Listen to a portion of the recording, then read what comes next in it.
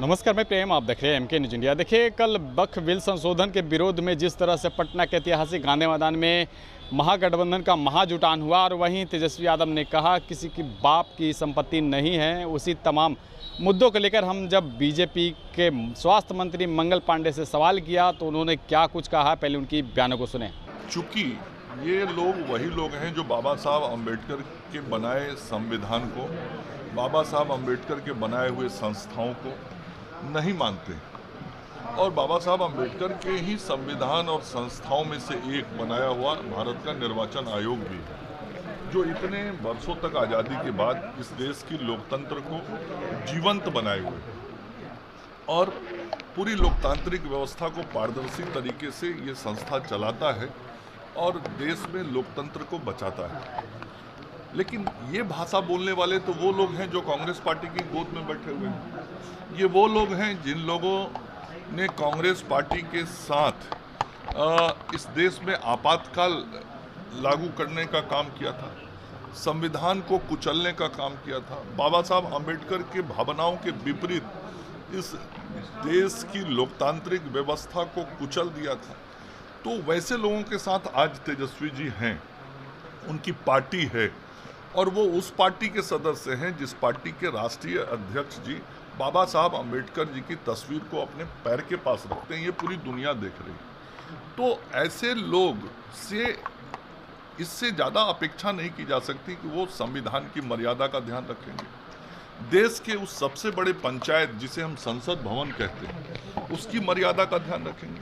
आखिर ये जो वक्फ बिल हुआ, कितनी चर्चाओं के बाद, कई हजार पृष्ठों के रिपोर्ट के बाद, दोनों सदनों में चर्चा के बाद पास हुआ है। तो देश का सबसे बड़ा जो पंचायत संसद है, लोकसभा हो और राज्यसभा, जब किसी विषय को चर्चा के बाद पारित करता है और उसको कूड़ेदान में फेंकने की बात वही कर सकता है जो इस देश के संविधान को और इस देश की लोकतांत्रिक व्यवस्थाओं को कुचलने की इच्छा रखता होगा। और ऐसे लोग से ऐसे ही भाषा की अपेक्षा जनता भी करती है, और ये लोग ऐसी भाषा वोट के लिए बोलते हैं। ये बहुत साफ है, और दशकों से इस देश की जनता देखती रही है कि जब भी ऐसी भाषा बोली जाती है तो वो किसी समुदाय को खुश करने के लिए बोला जाता है ताकि उसका वोट मिल सके। वैसा वक्तव्य देते समय ना तो उनको संविधान का परवाह होता है, ना लोकतांत्रिक मर्यादाओं का परवाह होता है, ना लोकतंत्र के अंदर बनाए गए व्यवस्थाओं को मानने की स्वीकार्यता दिखती है।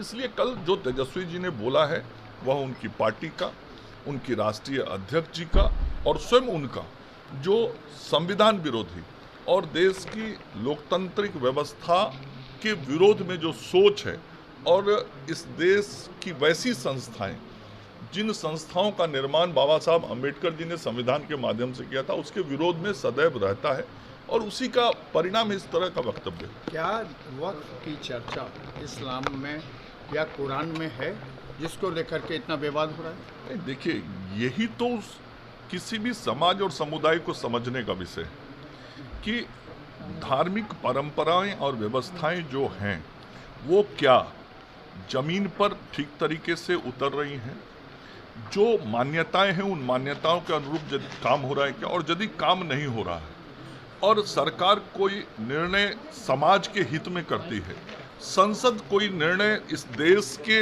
हित में करती है, तो उसे मानना ही चाहिए। और देश व्यवस्थाओं से ही चलता है, संविधान से ही चलता है। इसलिए जो लोग भी इसका विरोध कर रहे हैं, इस लोकतांत्रिक व्यवस्था में विचार व्यक्त करने का छूट सबको है, लेकिन वह विचार वहां पे रुक जाता है जहां पे कानून कोई निर्णय दे देता है। वह विचार वहां पे रुक जाता है जब इस देश का पंचायत कोई निर्णय कर लेता है। तो इस देश के पंचायत ने और इस देश की कानून व्यवस्था ने जो सही माना है उसे लागू किया जा रहा है।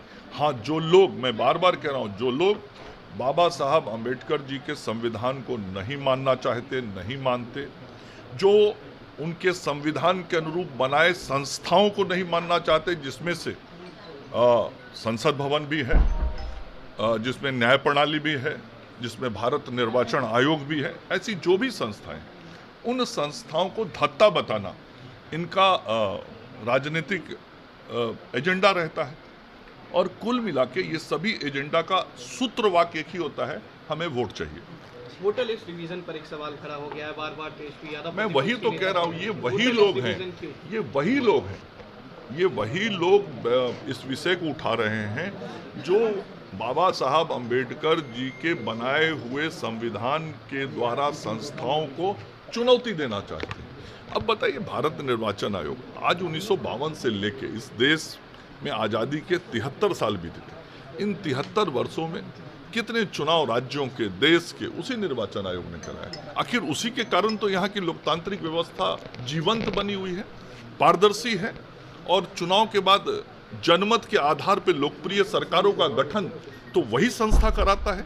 आप आज उसको चुनौती दे रहे हैं। आपके मन के अनुरूप सरकारें जहां निर्वाचित हो जाती हैं तो वो संस्था का सब कार्यकलाप ठीक दिखता है आपको, और जहां जनमत आपके खिलाफ हो जाती है तो फिर आप जनमत का चिंता नहीं करते, वो ध्यान नहीं रखते, उसको स्वीकार नहीं करते, आप संस्था पे प्रश्न चिन्ह खड़ा करते हैं। आज यदि फ्री एंड फेयर पोल करने के लिए चुनाव आयोग कोई निर्णय कर रहा है, चुनाव आयोग कोई काम कर रहा है, इस पे आपको क्यों आपत्ति हो रही है? लेकिन हम लोग जानते हैं आपत्ति इसलिए हो रही है कि ये राष्ट्रीय जनता दल वही पार्टी है जिसने इस राज्य के अंदर वोटरों को बूथ से जाने से रोकने का काम किया था। ये वही राष्ट्रीय जनता दल है जिसने सही मतदाताओं के नाम कटवाने के काम किए थे।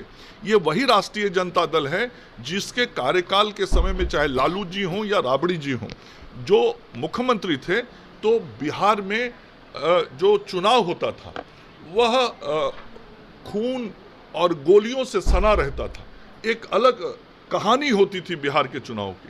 तो ये तो अपराध के बल पे चुनाव कराने वाले लोग हैं। तो इन लोगों को कैसे अच्छा लगेगा कि कोई चुनाव शांतिपूर्ण तरीके से हो, कोई चुनाव व्यवस्थित हो, न्यायपूर्ण हो, पारदर्शी हो? इन्हें कभी अच्छा नहीं लगेगा। ये ऐसा ही चाहते हैं कि गड़बड़ सड़बड़ होता रहे। तो गड़बड़ सड़बड़ करना तो गलत बात है, और कोई भी संवैधानिक संस्था जो संवैधानिक तरीके से संविधान के द्वारा बनाई गई है उसके कार्यों को, उसके निर्णयों को स्वीकार करना चाहिए।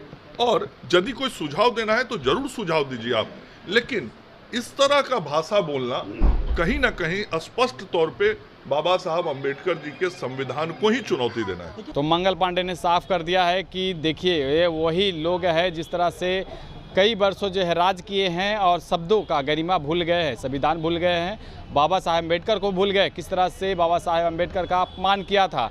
और रही बात, चुनाव आयोग अगर ब्रीफ करती है, अगर उस चीज़ को सुधारना चाहती है तो इसमें दिक्कत क्या है, सुझाव दे सकते हैं।